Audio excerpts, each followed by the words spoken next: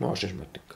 Mami, raz bola taká vločka a bola v nebi pri Ježiškovi, ale raz prišiel vietor a ju odfúklo na ulicu na zem. A jej sa tam veľmi nepáčilo ako v nebi.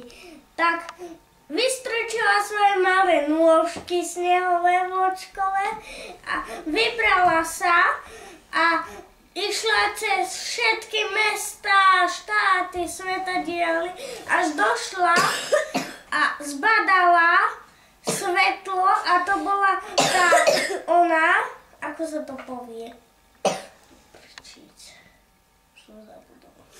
Svetožiara, alebo hviezda? Hviezda tá nad Betlehemom, tak išla za tou hviezdou a zbadala, že tam bol Ježiško a tak sa tešila o 2 roky, o niekoľko 10 možno.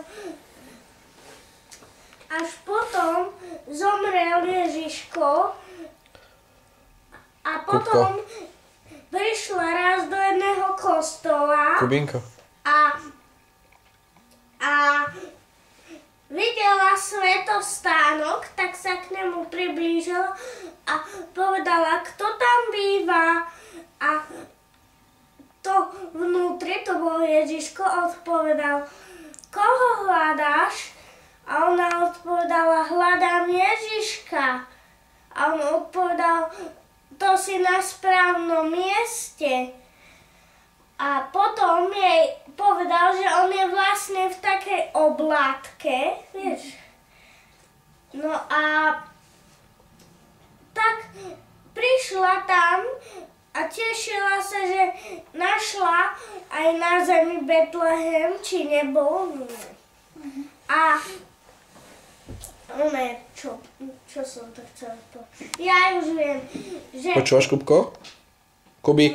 Dobre. Že bývala až dovtedy, kým nebolo z nej úplná jedna kvapka a tá zasa poletela do neba. A ona sa vyparila? No. Tak toto bolo. Pekné to bolo. A kto vám to rozprával? Sestrička Pavla. Dobre, ďakujem.